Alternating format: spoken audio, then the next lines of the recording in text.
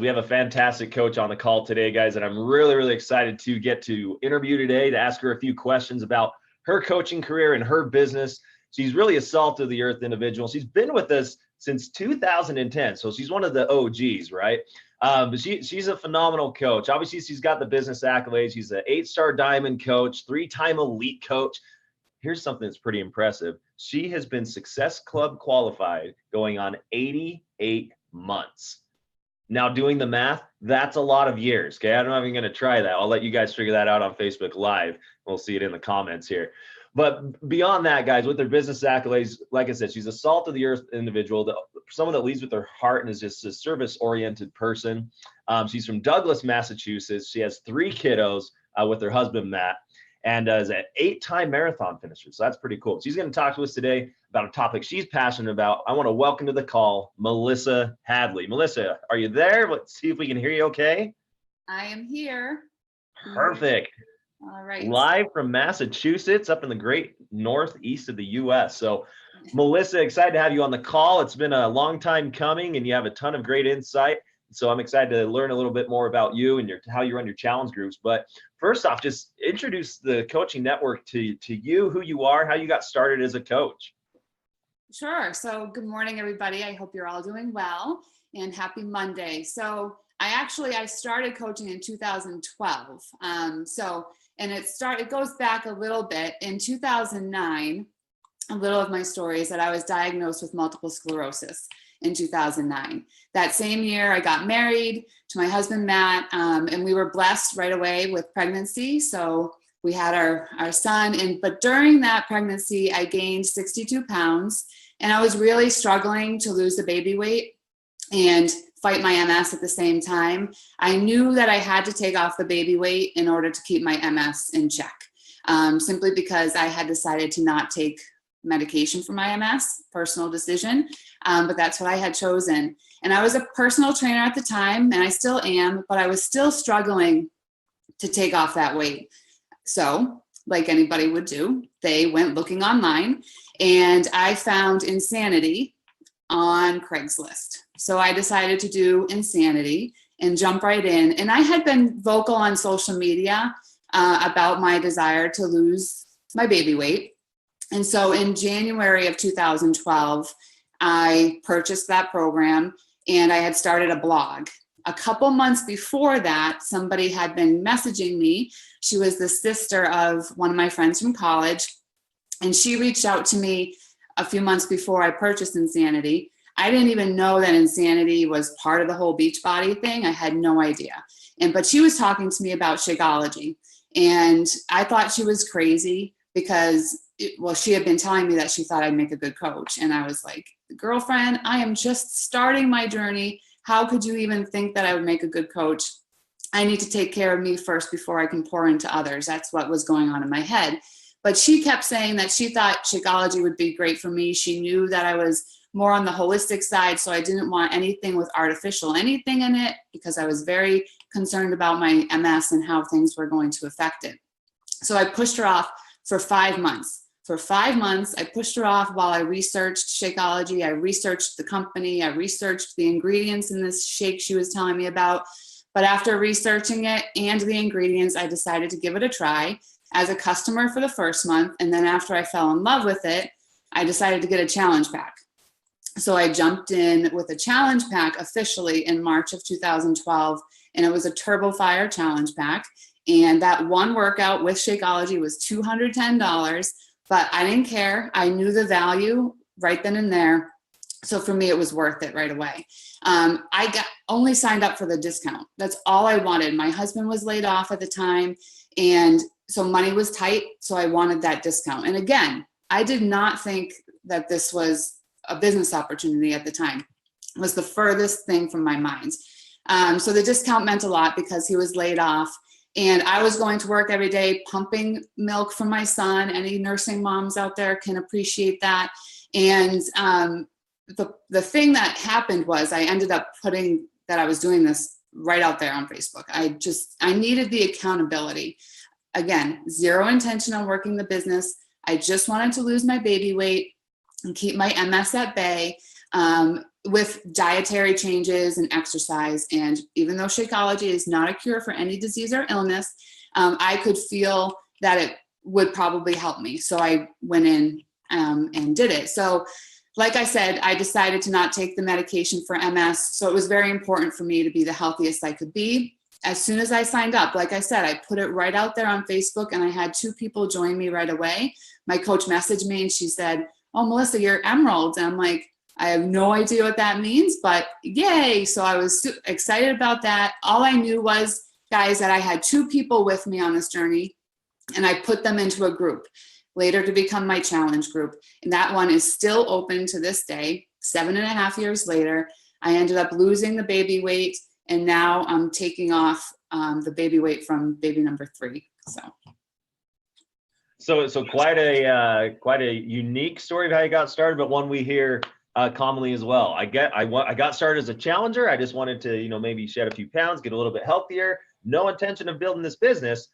And then some magic started to happen a little bit with your 2 people in that group, which is really cool, Melissa. I did not know this till now, that you're still running that same group 7.5 years later. So it's got to be a pretty polished group. And I know on Facebook Live, you're getting a lot of shout outs from your fellow MS warriors as well. So that's a pretty good deal there. So Melissa, let's jump in. So, obviously the topic today is how you breathe life into your challenge groups. And having done that for almost 8 years now, I'm sure you've had to do some trial and error, and some things that worked really well, maybe some things that haven't as much. So really excited to learn about that. But why don't we start into that, how you breathe life into these challenge groups, which I think is so important right now, especially with MM100 launching, with some of the other great things we have coming throughout the end of the year. Tell us how you do that. Sure. So as you probably can tell, challenge groups jazz me up. It's really how I got started. I just jumped right in as a coach, even though I didn't intend to, with those 2 people. That's what really launched my business from the onset. And that's what we do as coaches, right? We don't just sign people up and then let them go on their own. We have to be there with them the minute we sign them up. Sometimes though, they do go silent, and I'm sure I'm not alone on that. Once a group gets past the 2-week, 1-month mark, that's sometimes when you start to see people falling off, and you can hear the crickets in the background, and you're like, what can I do to get this group revived?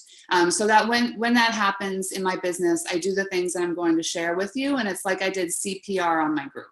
And it's a constant evolving process. So this is what works for me. So first, I have challenge groups open at all times. I open them up to my teams at many times. My team can add their people to it. So that makes them a little bit bigger. It also gives my coaches the opportunity to learn from me and see how they're run, so that they can fly the nest, so to speak, and run their own. So at any given time, there's between 50 and 100 plus people in them. I've found that keeping the same group open works best for my team, works best for me, works best for my challengers. And so that's what's worked for me. They're able to see all the different programs that we have, because there's people doing 21 Day Fix, there's people doing Beast, there's people doing 21 Day Fix Extreme. So they see all the different programs in there, and they're exposed to everything. However, I do separate 2B Mindset into a different group, so that they're just focusing on nutrition first. And then if I see that they are starting to not outgrow that program, but graduate from that and add in exercise, then I'll take them out of the 2B group and put them into a fitness challenge group, so that they can see the different programs in action. And so what I do when my groups start losing steam, because it happens to all of us, guys, no matter how long we've been in this business, it happens. I reach out to each challenger individually. So I will send them a quick 1-minute voice message on Facebook. And I do this even if they're not quiet in the group, but especially if they are, just to check in and see how they are doing. I ask them how I can be of help to them. If they're able to check out the group, make sure that their notifications are on for the group, and see if what's being posted is good information for them, what else they'd like to see. Because guys, these groups are for our challengers. They're for us to run, but they're for our challengers. So find out what your challengers want to hear about. Do they want more meal ideas? Do they want more meal prep ideas? Do they want modifications for the moves? Whatever, just make sure that that group is for them.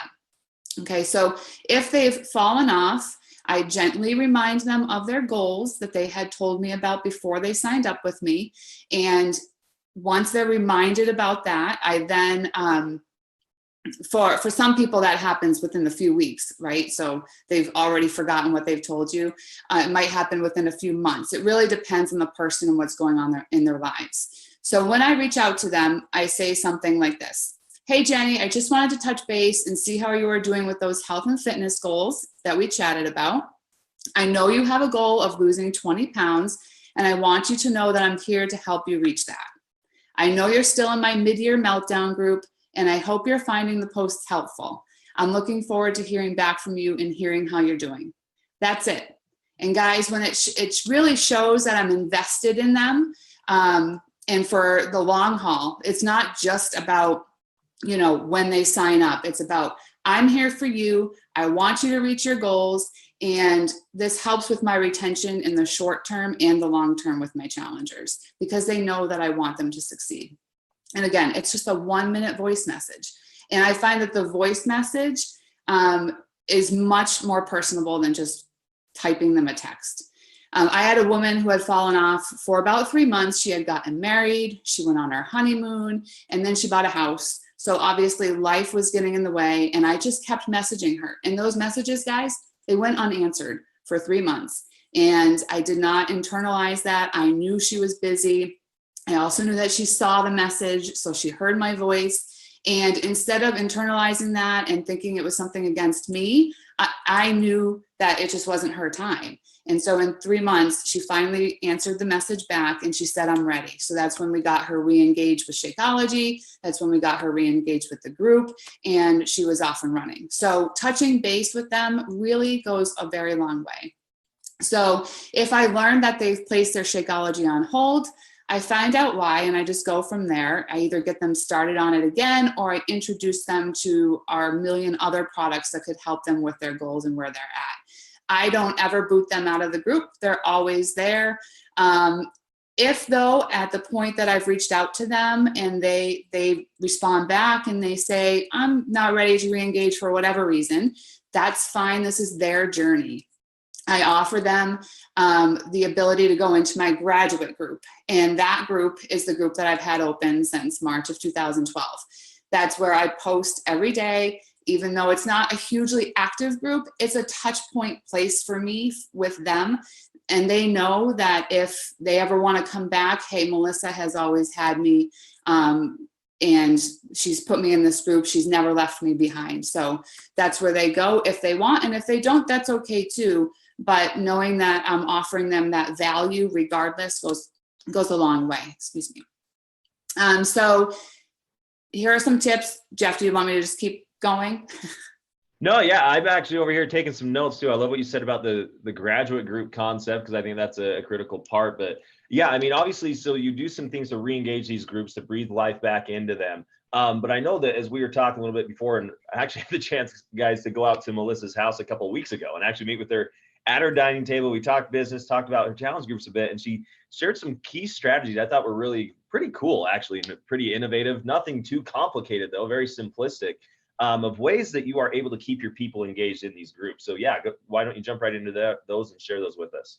All right, so guys, here's some ways to keep people engaged. The biggest thing is that you show up every single day. I post daily. For 7.5 years, I've posted in that graduate group. I may have missed 1 or 2 days here or there, but I show up every day. I go live a few times a week, but I'm in the group with them. And that's important for them to see me doing the workouts too, seeing me drink my shake. I share my struggles and my successes. So my oldest son is 9 now, and I have a 2-year-old and a 9-month-old. It's a little crazy. And so through those pregnancies, to be honest, I was having bagels all the time, and I love my ice cream still. And I'm just honest about my journey, and they appreciate that. So you don't have to be perfect on the journey in your groups. You just have to be real, and they will be real with you. And so that's super important. When I signed up my first person, Barbara, who is still with me 7 years later, it became my job to coach each person. So she was my first person, and whether or not there's one person in my group or there's over 100, I still need to show up for them. So I do that in some way and then lead them with my passion for these products. Even though I'm a certified personal trainer and certified in holistic nutrition, guys, I still use the incredible challenge group guides that Beachbody has for us right in our back office. So if you haven't pulled those out, go dust it off and look at them. You can literally cut and paste them and then add your flair to them in your groups. There's pictures, everything. So if you haven't seen those, go and use those because they really help to keep people engaged. My love languages, my team knows this, my husband knows this. My love languages are gifts and words of affirmation. And if you have the gift love language, that doesn't necessarily mean that you like to receive them. While that's nice and all, it's also giving gifts. So I tend to attract people that are the same as me. So prizes and incentives and recognition are huge for my challengers and huge for my team. So the recognition piece is a vital behavior. So that's a given. Within the guidelines of compliance, of course, I do raffles to get my challengers jazzed up. That can be headbands, journals, shaker cups with a decal on them. Since implementing these things, my involvement in my groups remains consistent, and retention of clients is in some ways, in many ways, remains consistent as well and grows. So I recently started to recognize my challengers by doing a challenger of the week every other week. Sometimes I do it every week if somebody's really knocking it out of the park, but I just make a quick little picture on my phone, post it in the group, and really pump that person up, especially if they've been going through a lot, but they're still on their journey. They're still posting in the group and recognizing other people. It doesn't necessarily even need a prize. Just the fact that you recognize them in the group is huge. And then I'll ask them too, guys, this is a good piece too. A lot of times my challengers become coaches when I post these things on social media. So I ask their permission first if I can post their Challenger of the Week photo on my social media. Some people aren't ready for that, and that's totally fine. Again, this is their journey. But if they are, I post it on my social media and tag them, and then suddenly they've been introduced to the world as a coach, because most of my people are signed up as coaches. And if they're not, they've now been introduced, and now their friends start asking them what they're doing. So that's one thing that I've found to be great for retention too. I do themed month and days. So August is Mid-Year Meltdown, and I got that name from one of my challengers. So I like to involve them in the naming of the group. Since many of us are doing MM100, it just made sense. And some are not. Again, I combine my groups, and I found that by having them doing the different programs, it really helps. I've had people ordering MM100 because they're seeing everybody else doing MM100. So they didn't want to miss out on all the fun.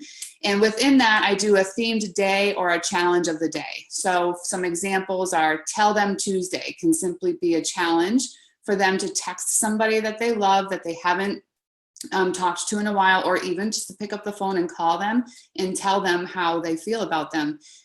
Life is way too short. So I love that challenge because it puts them in touch with somebody that they might have lost touch with.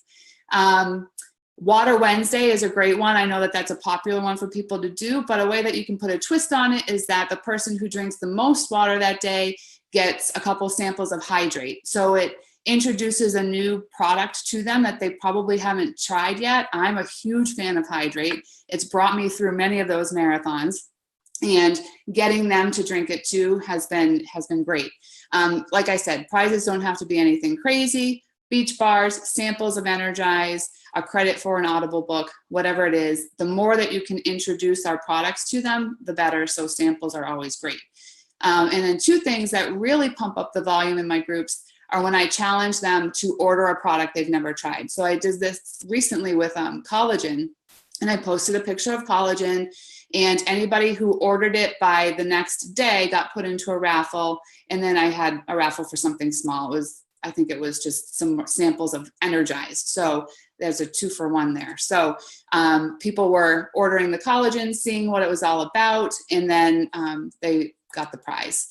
The other thing that I find works great, and this is probably my favorite thing, being a love language of gift person, is log a workout for a cause.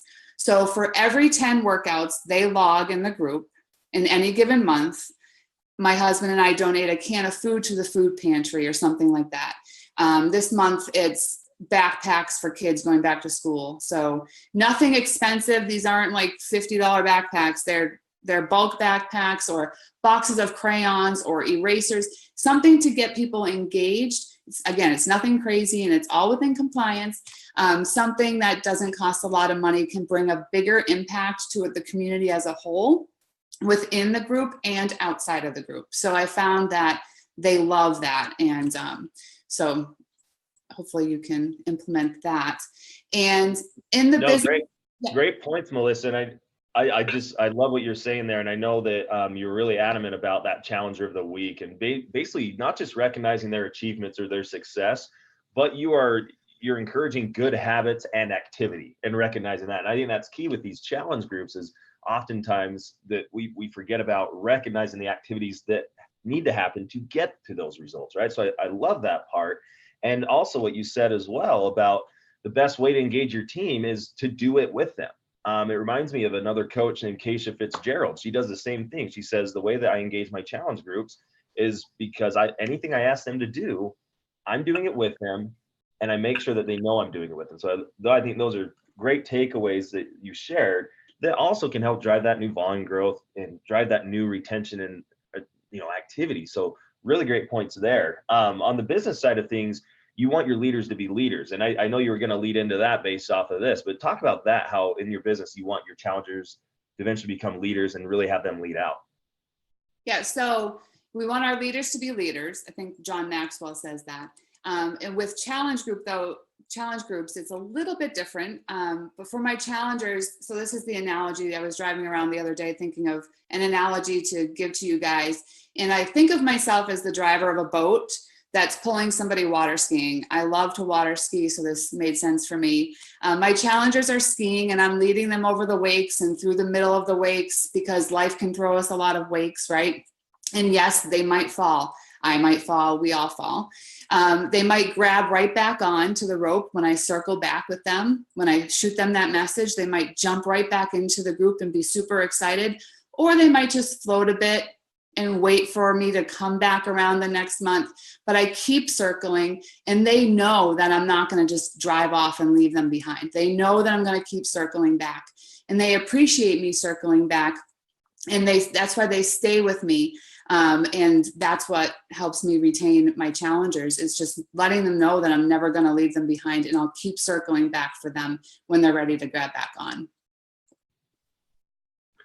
Fantastic. I know that I'm never going to look at wakeboarding the same again. I'm usually the guy that gets up out of the water and then face plants it into the wake. So wherever that falls into your analogy, that's where I'll fall in with your challenge groups. So Melissa, great tips. I know, again, I'm watching over here on Facebook Live. We got a lot of great comments about, again, some of these simple strategies you've been able to implement with your challengers that puts them in a position to potentially coach, to potentially inspire others to get there too, like you did, right?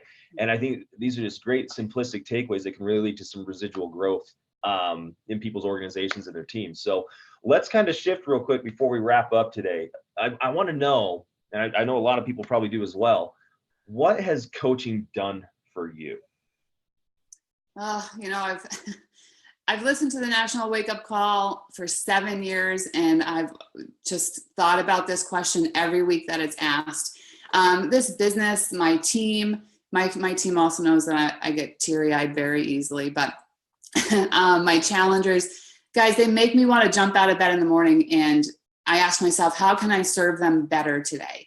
Life is completely different, and I'm so grateful that my coach kept reaching out to me for 5 months and got me started on that silly shake that I was so hesitant to even try. We were able to send my oldest son to the Christian school that I went to growing up. That was always a goal. And I can volunteer there at my leisure. I've been able to stay home with my kids because I was able to leave that full-time job. So like I said, Jackson is 2, Madeline is 9 months, and I've been able to stay home with them in their younger years, and I don't have to pump in a closet anymore. So that's pretty amazing and something I'm forever grateful for. Obviously is that, but also the health that this business, this company has provided to me. Before Beachbody, though, I didn't see myself as a leader. And I walk alongside my team now and my challengers, and seeing them fulfill so many of their goals and seeing my challengers succeed just lights me up.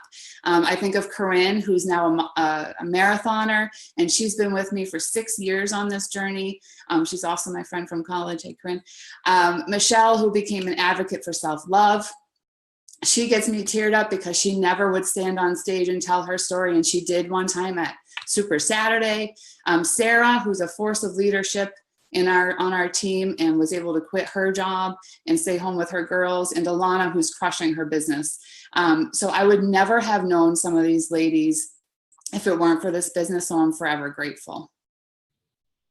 Well, and well, obviously we can tell that, we can feel that just through your words, Melissa, and I think definitely just the community that you've been able to create within your team, your organization, and especially starting in those challenge groups. It's about that community, guys. That is the X factor with Beachbody. I do that because it's more than that. It's not just a company. It's not just a product or results. It's a community, right? It's people that are supporting one another and helping them to do more. And I love what you said, Melissa. When you wake up, you ask yourself, how can I serve others better today? And I think it's safe to say that everyone is trying to do that in this network, but you've definitely done that today. I think you have definitely served us well today in sharing this message. So thank you very much. Sincerely appreciate you. And I know everyone on Facebook Live, again, I'm seeing a lot of hearts and thumbs up going right now from Melissa. There's only crying faces with Kevin, Darren, and myself. But again, coaches, a lot of great things happening right now. Let's go out and do it. MM100, we're right in the thick of things, and some great things to come later this year. Melissa, thank you so much. Go enjoy those cute kiddos of yours. You did a great job. Thank you.